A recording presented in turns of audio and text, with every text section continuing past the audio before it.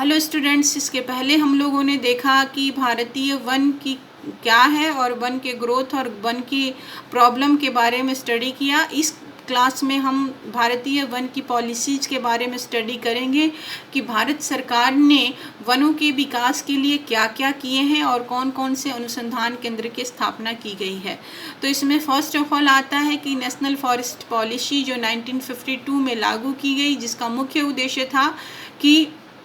वनों से अधिकतम आय प्राप्त करना सरकार का मुख्य लक्ष्य था, जिसको लेके 1952 से लेके 1981 के बीच में काफ़ी वृद्धि भी हुई और यह वृद्धि 242 लाख हेक्टेयर थी।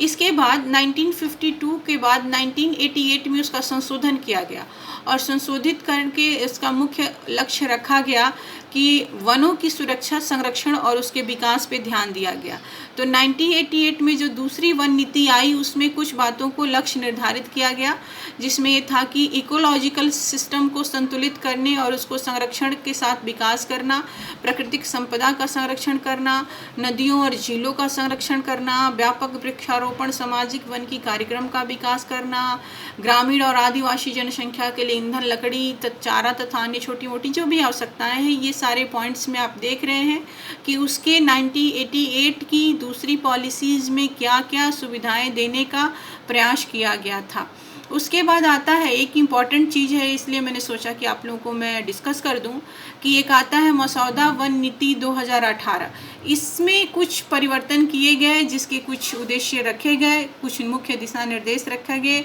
जैसे कि प्राकृतिक वनों के परीक्षण और संरक्षण के माध्यम से पर्यावरण स्थिति और जैव विविधता के संरक्षण का रखरखाव करना। ये जो आपने देखा, अभी देख रहे हैं मसौदा वन नीति 2018, वो आपके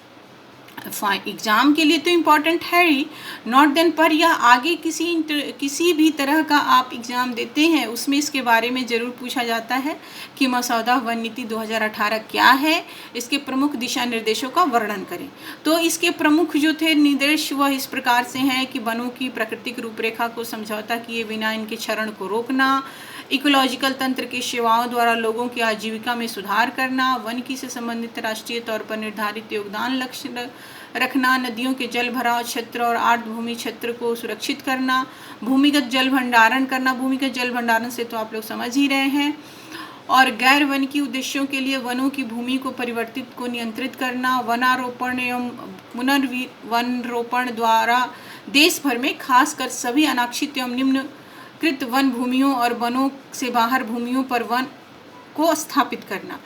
लेकिन इसके बावजूद 2018 के मसौदा नीति में भी कुछ कमियां रह गई थी, जो इस प्रकार है, जिसको मैंने यहाँ पे आप लोगों को मेंशन किया है कि इसमें क्या क्या कमियां रह गई थी। इस कमियों को ध्यान में रखते हुए उसका सुधार करना अत्यंत आवश्यक है। यह इतने प्रकार की कमियां हैं जो आपको दिखाई दे रही हैं। इन कमियों में तो ये हो सकता है कि राष्ट्रीय मसौदा नीति 2018 के मुख्य दिशा निर्देशों और उनकी कमियों का वर्णन करें। तो ये कमियां हमने यहाँ मेंशन किया है, आप इसको देख सकते हैं। उसके बाद आता है कि भारतीय वानिकी अनुसंधान एवं शिक्षा परिषद,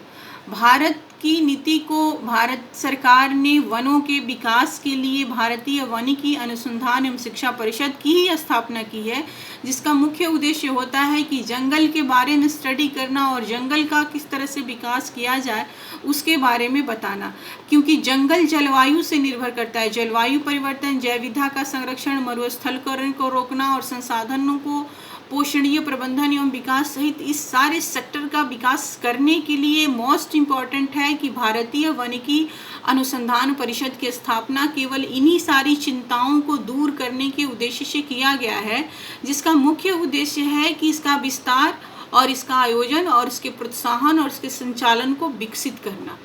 तो इस भारतीय वानिकी अनुसंधान शिक्षा परिषद विभाग की कुछ मुख्य विशेषताएं हैं, कुछ ऑब्जेक्टिव्स हैं जिसको प्राप्त करने के लिए यह अनुसंधान काम करता है। भारतीय वानिकी अनुसंधान एवं शिक्षा परिषद जो है उसके कुछ मुख्य ऑब्जेक्टिव्स हैं जो इस प्रकार हैं कि वानिकी अनुसंधान और शिक्षा एवं इनके उपयोग के लिए सहायता और प्रोत्साहन देना, वन की तथा अन्य संबंधित विज्ञानों के राष्ट्रीय पुस्तकालय एवं सूचना केंद्र को विकसित करना और उनका रख रखाव करना, वनों और वन्य प्राणियों से संबंधित सामान्य सूचना अनुसंधान के लिए वितरण केंद्र के रूप में स्थापित करना, वन की विस्तार कार्यक्रम को विकसित करना, वन के अनुसंधान शिक्षा संबंधित विज्ञान को विकसित करना, उपयुक्त उद्देश्यों की प्राप्ति के लिए अन्य सभी आवश्यक कार्य को पूरा करना। भारत में चूंकि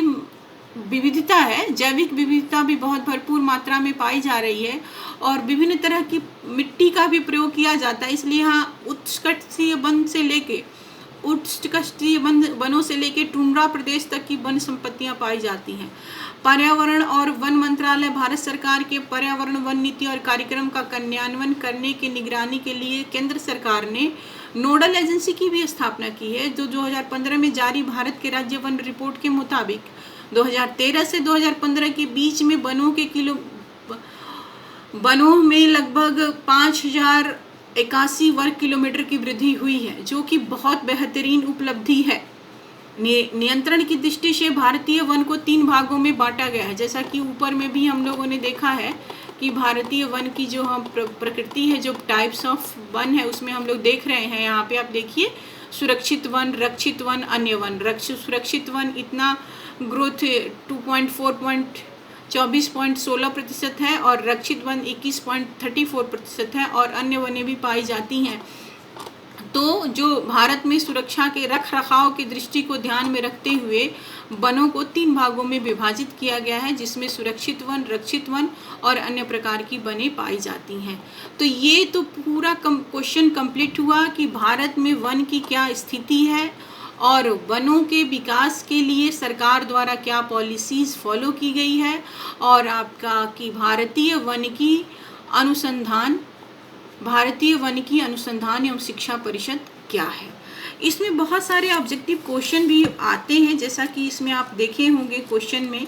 इसमें जब हम लोग क्वेश्चन ऊपर से जब स्टडी कर रहे हैं तो आप सबसे फर्स्ट ऑफ ऑल तो यह जानिए कि भारत में वन महोत्सव कब मनाया जाता है। तो भारत में वन महोत्सव जुलाई के प्रथम सप्ताह में बनाया जाता है। और दूसरा क्वेश्चन बन सकता है कि राष्ट्रीय वन नीति का शुभारंभ कब किया गया। तो आप यहाँ देखेंगे कि राष्ट्रीय वन नीति का शुभारंभ 1952 में किया गया। ठीक है, 1952 में किया गया। राष्ट्रीय वन नीति के अनुसार भारत में वन का क्षेत्रफल कितना है, तो 33% है।